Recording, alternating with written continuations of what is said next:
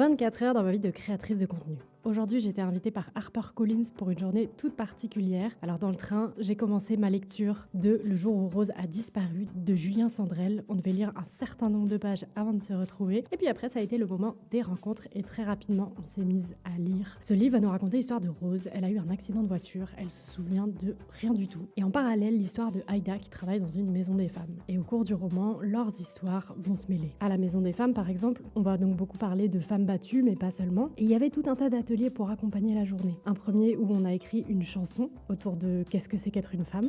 On a pu la faire dans la journée. Chacune, on a écrit 2 petites lignes, puis on s'est enregistré. Les morceaux ont été mis dans l'ordre par des musiciens, et puis on a eu le plaisir d'écouter ça. Ensuite, petite pause, et hop, on s'est remise à lire. Et oh mon Dieu, les rebondissements. C'était frustrant parfois parce qu'on était toutes dans la même pièce et on lisait à des vitesses différentes, alors qu'on avait juste envie d'aller papoter et de dire « Mais t'en as pensé quoi à cette page-là ?» Et moi, c'était souvent mon cas. D'avoir une journée comme ça dédiée et faire des activités autour du livre, j'ai adoré, j'ai trouvé ça génial. Ce roman, c'est vraiment un piège. Une fois ouvert, il est impossible de le lâcher. Comme on parlait de violence faite aux femmes, on a aussi eu un petit cours de self-defense. Je vous avoue, au début, j'étais pas tout à fait à l'aise.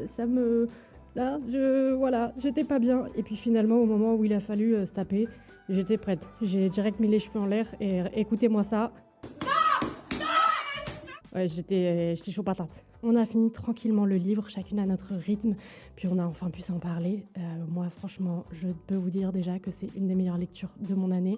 J'étais hyper touchée par plein de moments dans le livre. Il y a des rebondissements que j'ai pas du tout vu venir. Et ce qui est assez incroyable, c'est que le soir, on a pu rencontrer l'auteur et lui poser plein de questions. Et c'est là que aussi je me suis rendu compte que l'auteur, il avait vraiment pas pris le sujet à la légère. Il a rencontré environ une 50aine de soignants, de victimes, de psychologues, etc. En fait, c'est quand il s'est rendu à la Maison des Femmes de Saint-Denis, la directrice lui a dit « Mais ce serait génial que t'écrives un livre là-dessus, il n'y a pas assez d'hommes qui le font. » Et en fait, il s'empare hyper bien du sujet. Et jusqu'à la dernière page, j'ai trouvé que c'était un roman hyper équilibré. Bon, on a mangé tranquillou, il a pu dédicacer un livre pour moi et un pour ma maman, et c'était déjà la fin de la journée.